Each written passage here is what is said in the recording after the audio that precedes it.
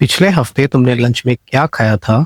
शायद याद ना हो। पिछले महीने किसी रैंडम ट्यूसडे को क्या हुआ था वो भी मुश्किल से ही याद हो, लेकिन पता नहीं क्यों कुछ मोमेंट्स होते हैं जो दिमाग से निकलते ही नहीं। एक छोटी सी ऑकवर्ड स्माइल, एक गलत नाम, एक प्रेजेंटेशन में अटक जाना, या फिर किसी को हाथ हिला देना जो एक्चुअली किसी और को वेव कर रहा था। साल बीत जाते हैं, तुम बदल जाते हो, नए लोग मिलते हैं, नई जॉब, नई सिटी, नई लाइफ, लेकिन वो एक एम्बैरसिंग मेमोरीज जैसे वही के वही खड़ी रहती है। और सबसे अजीब बात, वो सिर्फ याद नहीं आती, उसके साथ वही फीलिंग्स भी वापस आ जाती है। फेस गर्म हो जाता है, दिल थोड़ा तेज धड़कने लगता है, और कुछ सेकंड के लिए लगता है जैसे ये सब अभी अभी हुआ हो। आखिर क्यों हमारा दिमाग एम्बैरसिंग मोमेंट्स को इतनी इंपॉर्टेंस क्यों देता है और खुशी के हजार मोमेंट्स भूल जाता है, लेकिन एक छोटी सी बेइज्जती को सालों तक संभाल कर रखता है? वीडियो को एंड तक देखना, इन सारी बातों के जवाब तुम्हें इसी वीडियो में मिल जाएंगे। बल्कि शायद सिर्फ जवाब ही नहीं जानो, लेकिन शायद जब अगली बार कोई पुरानी एम्बैरसिंग मेमोरी तुम्हारे पास वापस आएगी तो तुम उसे बिल्कुल अलग नजरिए से देखोगे। लेकिन उससे पहले एक कहानी। एक स्टूडेंट क्लास के सामने प्रेजेंटेशन देने खड़ा होता है। प्रिपरेशन अच्छी है, प्रेजेंटेशन भी अच्छी जा रही होती है। फिर अचानक एक वर्ड गलत निकल जाता है, पीछे से किसी की हल्की सी हंसी सुनाई देती है। बस सिर्फ इतना, प्रेजेंटेशन खत्म हो जाती है, टीचर अगला स्टूडेंट बुला लेता है, क्लास खत्म हो जाती है, सब घर चले जाते हैं, और शायद अगले दिन तक क्लास के 95% स्टूडेंट्स को वो इंसिडेंट याद भी नहीं रहता। लेकिन उस स्टूडेंट को, उसके लिए वो सिर्फ इंसिडेंट नहीं था, वो एक मेमोरी बन गया। महीनों बाद, कभी शावर लेते वक्त, कभी बस में बैठे हुए, कभी रात को लाइट्स बंद होने के बाद, वो मेमोरी अचानक सामने आ जाती है, और हर बार उतनी ही एम्बैरसिंग लगती है जितनी की पहली बार लगी थी। अब सवाल ये है, अगर बाकी सब लोग उस बात को भूल गए तो उसका दिमाग क्यों नहीं भूल पाया? और अगर मैं तुमसे कहूं कि जिस मेमोरी को तुम आज याद कर रहे हो वो असल मेमोरी है ही नहीं, शायद अजीब लगे, लेकिन न्यूरोसाइंस कुछ ऐसा ही कहती है। हम अक्सर सोचते हैं कि मेमोरी कैमरे की तरह होती है, जो हुआ वो रिकॉर्ड हो गया, और जब याद कर रहा हो बस प्ले कर दिया। लेकिन दिमाग रिकॉर्डिंग नहीं करता, वो रिकंस्ट्रक्ट करता है। सोचो, तुम्हारे पास एक ओल्ड डायरी है, हर साल तुम उसे खोलते हो, थोड़ा सा कुछ ऐड करते हो, एक लाइन काट देते हो, एक वर्ड बदल देते हो, और फिर डायरी बंद कर देते हो। 10 साल बाद डायरी वही होती है, लेकिन उसके अंदर लिखी हर कहानी पहले जैसी नहीं रहती। हमारी मेमोरीज भी कुछ ऐसी ही होती हैं। हर बार जब तुम किसी एम्बैरसिंग मेमोरी को याद करते हो तो तुम सिर्फ उसे देखते नहीं हो, तुम उसे दोबारा बना भी रहे हो। और इसीलिए अगर आज तुम्हारा कॉन्फिडेंस लो है तो वही पुरानी मेमोरी पहले से ज्यादा एम्बैरसिंग लग सकती है। अगर तुम स्ट्रेस में हो तो लोगों के एक्सप्रेशंस असल से ज्यादा हार्श याद आ सकते हैं। और धीरे धीरे इंसिडेंट उतना चेंज नहीं होता, लेकिन उस इंसिडेंट से जुड़ी फीलिंग्स और गहरी होती चली जाती हैं। एक टाइम ऐसा आ जाता है जब तुम्हें एग्जैक्ट वर्ड्स याद नहीं रहते, एग्जैक्ट फेसेस याद नहीं रहते, लेकिन एम्बैरेसमेंट बिल्कुल वैसे ही महसूस होती है। और यहीं से स्टोरी इंटरेस्टिंग होने लगती है, क्योंकि हमारा दिमाग सिर्फ मेमोरी सेव नहीं करता, वो डिसाइड भी करता है कौन सी मेमोरी इंपॉर्टेंट है। और उस डिसीजन के पीछे एक बहुत पुराना रीजन छुपा होता है। हजारों साल पहले ना स्कूल थे, ना इंटरव्यूज थे, ना इंस्टाग्राम था, ना ऑफिस प्रेजेंटेशंस थे। इंसान छोटे छोटे ग्रुप में रहता था, उस ग्रुप का हिस्सा रहना ही सर्वाइवल था। अगर ग्रुप ने एक्सेप्ट किया तो सब कुछ है, खाना, प्रोटेक्शन, साथ, सब। लेकिन अगर ग्रुप ने रिजेक्ट कर दिया तो जिंदा रहना भी मुश्किल हो सकता था। इसलिए हमारा दिमाग सोशल मिस्टेक्स को कभी लाइटली लेना सीख ही नहीं पाया। उसने एक सिंपल रूल बना लिया, जो गलती सबके सामने हुई है उसे याद रखो, ताकि अगली बार वो रिपीट ना हो। और सच कहूं, आज भी हमारा दिमाग वही सॉफ्टवेयर चला रहा है, बस दुनिया अपडेट हो गई है।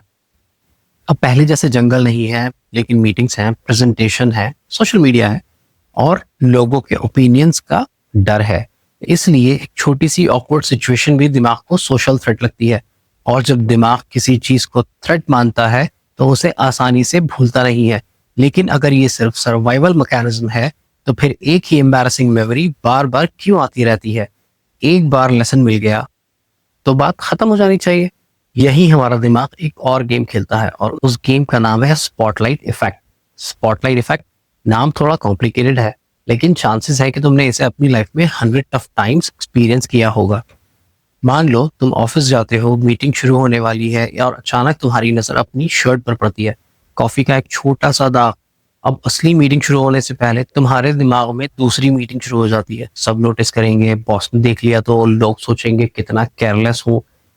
पूरी मीटिंग के दौरान तुम्हारा आधा अटेंशन प्रेजेंटेशन पर नहीं होता बल्कि उस छोटे से दाग पर होता है।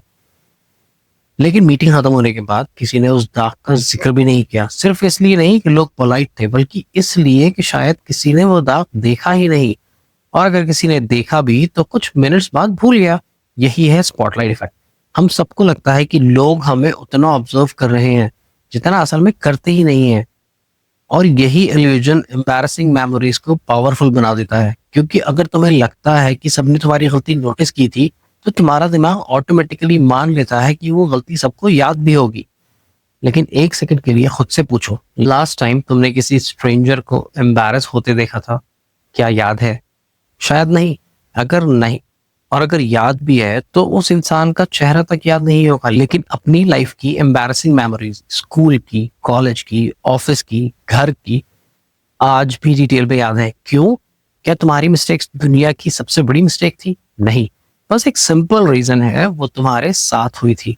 हर इंसान अपनी स्टोरी का हीरो होता है, और जब तुम अपनी स्टोरी के बीच में खड़े होते हो तो हर छोटी चीज बहुत बड़ी लगने लगती है।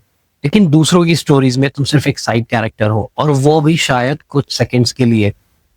एक अजीब सी बात बताऊं, इसी वक्त जब तुम ये वीडियो देख रहे हो, दुनिया में कहीं ना कोई इंसान बेड पर लेटा हुआ अपनी किसी एम्बैरसिंग मेमोरीज को याद कर रहा है, क्रिंज फील कर रहा है, या क्रिंज फील कर रहा होगा।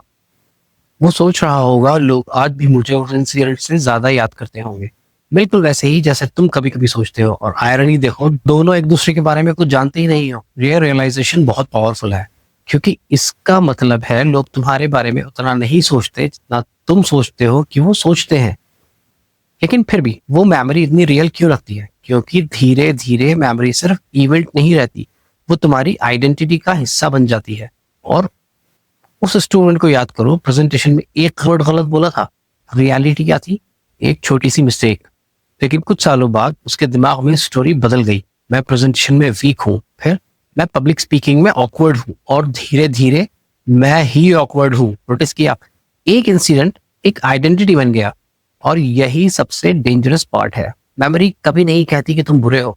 मेमोरी सिर्फ इतना कहती है, उस दिन तुमसे गलती हुई थी, लेकिन हमारा इनर वॉइस उस सेंटेंस को चेंज कर देता है कि तुम ही गलत हो। ये दोनों बातें एक जैसी लगती हैं, लेकिन इनके बीच बहुत बड़ा डिफरेंस है। पहली बात, एक इवेंट डिस्क्राइब करती है, दूसरी तुम्हारी पर्सनैलिटी डिस्क्राइब करती है। और जब गलती पर्सनैलिटी बन जाती है तब मेमोरी और भी हैवी लगने लगती है। इसी प्रोसेस को और स्ट्रांग बनाता है रिमिनेशन। ये वो हैबिट है जिसमें दिमाग बार बार एक ही इंसिडेंट को रिप्ले करता रहता है। उसे लगता है कि शायद अगली बार रिप्ले करने से कोई नया आंसर मिल जाएगा, लेकिन होता उल्टा है। हर रिप्ले के साथ इमोशन और स्ट्रांग होता चला जाता है, बिल्कुल उस गाने की तरह जिसे जितनी बार सुनो उतनी बार दिमाग में वो चिपकता चला जाता है। एम्बैरसिंग मेमोरीज भी कुछ ऐसी ही होती है। जितना ज्यादा उन्हें इमोशनली रिप्ले करोगे उतना ही ज्यादा वो फैमिलियर लगने लगेंगी, और फैमिलियर चीजों को दिमाग इंपॉर्टेंट समझने लगता है। लेकिन यहाँ एक अच्छी खबर भी है, जिस तरह बार बार रिप्ले करना मेमोरी को स्ट्रांग बना सकता है, वैसे ही उस मेमोरी को नए पर्सपेक्टिव से देखना उसी इमोशनल इंटेंसिटी को धीरे धीरे कम भी कर सकता है। और शायद यही सबसे इंपॉर्टेंट चीज है जो हमें समझनी चाहिए, क्योंकि प्रॉब्लम मेमोरी नहीं है, प्रॉब्लम वो मीनिंग है जो सालों से उस मेमोरी को देते आ रहे हैं। और जब मीनिंग बदलता है तो धीरे धीरे मेमोरी भी बदलने लगती है। यहीं से हीलिंग शुरू होती है, ना मेमोरी को डिलीट करके, ना उसे इग्नोर करके, बल्कि उसे नए नजरिए से देखकर। लेकिन इस प्रोसेस का सबसे इमोशनल हिस्सा अभी बाकी है, क्योंकि एक चीज है जो शायद तुमने उस स्टूडेंट के बारे में नोटिस ही नहीं किया, और वही चीज तुम्हारी लाइफ पर अभी भी अप्लाई होती है। सालों बाद वो स्टूडेंट वही इंसान नहीं रहा। उसने और प्रेजेंटेशन दिए, इंटरव्यूज क्लियर किए, नए दोस्त बनाए, नई प्रॉब्लम्स फेस की, और उन्हें सॉल्व भी किया। मतलब वो ग्रो कर गया। लेकिन उसकी मेमोरी वो वही रुक गई। उस मेमोरी के अंदर आज भी वही नर्वस स्टूडेंट खड़ा है जिसका कॉन्फिडेंस एक छोटी सी हंसी से टूट गया था। और शायद हमारी सबसे बड़ी प्रॉब्लम भी यही है, हम अपनी मेमोरीज को अपडेट नहीं करते। हम अपनी ग्रोथ भूल जाते हैं, लेकिन अपनी गलतियां नहीं। एक बार सोचो, जिस इंसान ने वो एम्बैरेसिंग मिस्टेक की थी, क्या तुम आज भी वही इंसान हो? शायद नहीं। आज तुम ज्यादा मैच्योर हो, ज्यादा एक्सपीरियंस्ड हो, ज्यादा समझदार हो। लेकिन जब भी वो मेमोरी वापस आती है, तुम आज वाले वर्जन से नहीं, पुराने वर्जन से खुद को जज करने लगते हो। और यही हमारा दिमाग हमारे साथ सबसे बड़ा गेम खेलता है। वो पुरानी फाइल खोलता है, लेकिन उसमें तुम्हारी ग्रोथ ऐड करना भूल जाता है। इसलिए मेमोरी अनफेयर लगती है, क्योंकि उसमें सिर्फ तुम्हारी गलती सेव्ड है, तुम्हारी प्रोग्रेस नहीं। और शायद इसीलिए एम्बैरेसिंग मेमोरीज को भूलने की जरूरत नहीं होती, उन्हें अपडेट करने की जरूरत होती है। अगली बार जब कोई पुरानी एम्बैरेसिंग मेमोरी अचानक दिमाग में आए, तो उसे तुरंत भगाने की कोशिश मत करना। बस 10 सेकंड के लिए रुकना और खुद से सिर्फ 3 सवाल पूछना। असल में हुआ क्या था? ना इमेजिनेशन, ना असम्पशन, सिर्फ फैक्ट्स। दूसरा, मैं इस इंसिडेंट के बारे में कौन सी एक्स्ट्रा स्टोरी बना चुका हूँ? क्या सच में सब मुझे जज कर रहे हैं, या ये सिर्फ मेरा दिमाग मानकर बैठा हुआ है? और तीसरा, सबसे मोस्ट इंपॉर्टेंट सवाल, अगर ये एग्जैक्ट इंसिडेंट मेरे किसी दोस्त के साथ हुआ होता, तो मैं उससे क्या कहता? क्या मैं उसे ईयर्स तक जज करता? बस हंसता और बोलता, छोड़ना यार, होता रहता है। बस यही हमारे दिमाग का गेम है, जो दिमाग हमारे साथ खेलता है। हमें इस तरह की पुरानी बातें छोड़ देनी चाहिए, अपने दिमाग पे ज्यादा हावी नहीं करनी चाहिए, उनके बारे में ज्यादा सोचना नहीं चाहिए। और अगर आ भी जाए वो हमारे दिमाग में, तो उसको एक नॉर्मल इंसिडेंट समझ के भूल जाना चाहिए, हमें ज्यादा अपने दिमाग पे नहीं लेना चाहिए। उम्मीद करता हूँ आपको ये वीडियो पसंद आया होगा। अगर आपको ये वीडियो पसंद आया तो प्लीज हमारे चैनल को सब्सक्राइब करें, वीडियो को लाइक करें, और कमेंट में मुझे जरूर बताना कि आपके साथ कोई ऐसा ऑकवर्ड मोमेंट हुआ था। पूरी डिटेल देने की जरूरत नहीं है, बस आप एक छोटा सा कोई भी वर्ड लिखना, जिससे मुझे समझ आ जाए कितने लोग ऑकवर्ड मोमेंट से अपनी लाइफ में गुजरे हैं। मिलते हैं नेक्स्ट वीडियो में, तब तक के लिए बाय बाय।